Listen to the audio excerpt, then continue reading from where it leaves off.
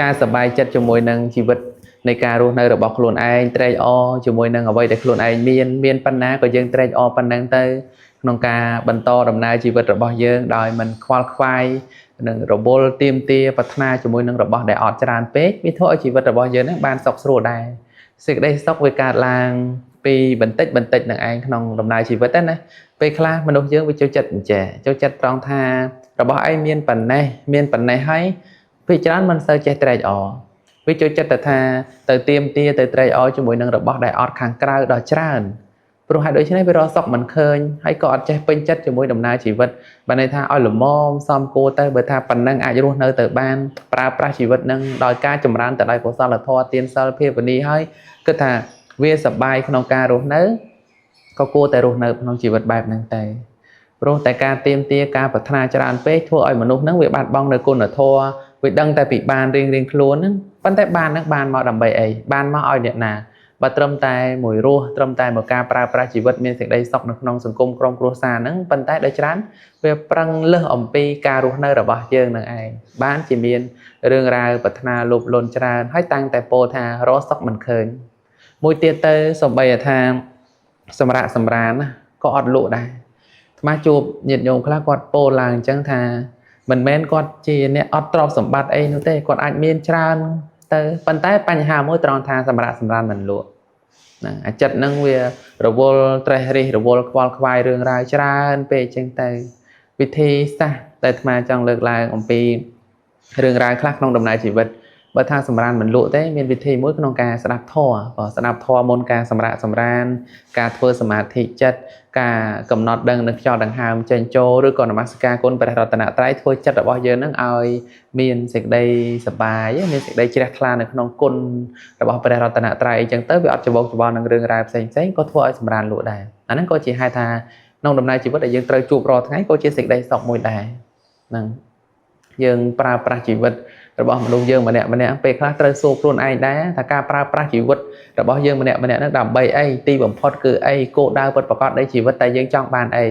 បើយើងឧទ្ទិសជីវិតរបស់យើងចំពោះតែលៀបសក្ការៈនោះយើងនឹងខ្វល់ខ្វាយរហូតបើយើងឧទ្ទិសជីវិតរបស់យើងជាមួយនឹងលៀបជុះនោះយើងនឹងត្រូវប្រណាំងប្រជែងជាមួយនឹងអ្នកដទៃរហូតប៉ុន្តែបើយើងឧទ្ទិសជីវិតរបស់យើងនេះក្នុងការប្រើប្រាស់ជីវិតនេះដើម្បីជាសមាបដិបទាដើម្បីជាផ្លូវទៅកាន់ទីរំលត់ទុក្ខដើម្បីជាទីអស់នៅសេចក្តីកង្វល់នោះយើងនឹងសប្បាយចិត្តក្នុងការធ្វើរបស់យើងរីករាយជាមួយនឹងកុសលធម៌អញ្ចឹងការប្រើប្រាស់ជីវិតរបស់មនុស្សយើងម្នាក់ដែលថាតើមនុស្សយើងម្នាក់ទីបំផុតត្រូវការអីឬក៏ម្នាក់ហ្នឹងប្រាថ្នាអីដែរបើយើងសួរអញ្ចឹងណាព្រោះវារកសេចក្តីប្រាថ្នាថាឲ្យមនុស្សយើងចង់បានស្អីឲ្យពិតប្រាកដណាដូចយើងថារបស់នេះដែលយើងមិនទាន់បានពេលដែលបានហើយវានៅរបស់នោះទៀតវានៅរបស់នោះទៀតរបស់នេះរបស់នោះដល់ច្រើនទៅទៀតអញ្ចឹងបានថាតើសេចក្តីប្រាថ្នារបស់មនុស្សយើងម្នាក់ពិតប្រាកដចង់បានអីទទួលស្គាល់ថាយើងចង់មានបច្ច័យលុយកាក់អីអញ្ចឹងទៅរស់នៅជាមួយនឹងក្រុមគ្រួសារ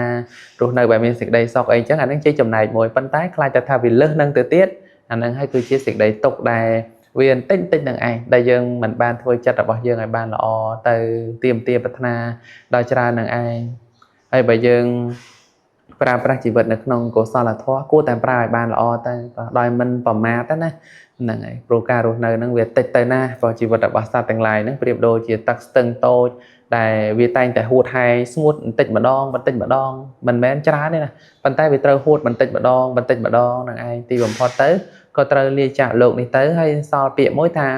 ទៅតាមយថាកម្មដំណើរដែលថាហួងហែងទៀមទាប្រាថ្នាត្រូវការទីបំផុតនៅសល់ពាក្យថាយថាកម្មគេទៅណាបុគ្គលអ្នកស្លាប់ហ្នឹងទៅណាអូទៅតាមយថាកម្មរបស់គាត់ហើយចុះយើងទៅណាក៏ជាដំណើរមួយដែលថាទៅតាមយថាកម្មហ្នឹងឯងទៅតាមយថាកម្មអញ្ចឹងត្រៀមរៀបចំជាស្បៀងជារបស់ដែលយើងត្រូវប្រើប្រាស់នឹងទៅទៀតហើយបើតន់សាសនាទៅទៀតក៏ប្រើប្រាស់ជីវិតហ្នឹងក្នុងការប្រព្រឹត្តបដិបត្តិធម៌ផងកុំឲ្យថាបើយើងចង់រកខ្លួនឯងឲ្យឃើញពិតប្រាកដថាជាអ្នកណាប្រាថ្នាអ្វីទាមទារអ្វីឬក៏ចង់បានអ្វីហ្នឹងកុំភ្លេចស្ដាប់ធម៌រៀនធម៌បដិបត្តិធម៌នៅក្នុងដំណើរហ្នឹងទៅយើងនឹងដឹងថាស្គាល់ខ្លួនឯងឬក៏ចេះស្វែងរកសេចក្តីសុខឲ្យខ្លួនឯងបើយើងប្រើប្រាស់ជីវិតឬក៏មានជីវិតឲ្យកុំសូវឆ្ងាយពីធម៌ព្រោះកាលណាបើឆ្ងាយពីធម៌ចិត្តយើងនឹងរហែងរហាម ចិត្តយើងនឹងខ្វះខាតជានិច្ចចិត្តយើងអត់ចេះគ្រប់អត់ចេះព្រមល្មមអត់ចេះទទួលស្គាល់ការពិតទេព្រោះតែប្រាសចាកធម៌អាហ្នឹងគឺមានសេចក្តីលំបាកអញ្ចឹងជាបកណ្ណកៈជាការពោលទៅដោយចំណែករីរងប៉ុន្តែជាកតេអប់រំមួយសម្រាប់ដំណើរជីវិតប្រចាំថ្ងៃរបស់យើងរស់នៅក្នុងសភាពជាបច្ចុប្បន្នហើយរៀនចេះព្រមចេះល្មមជាមួយនឹងរបស់ដែលខ្លួនឯងមានមិនទៀមទាមិនប្រាថ្នាជាមួយនឹងរបស់ដែលអត់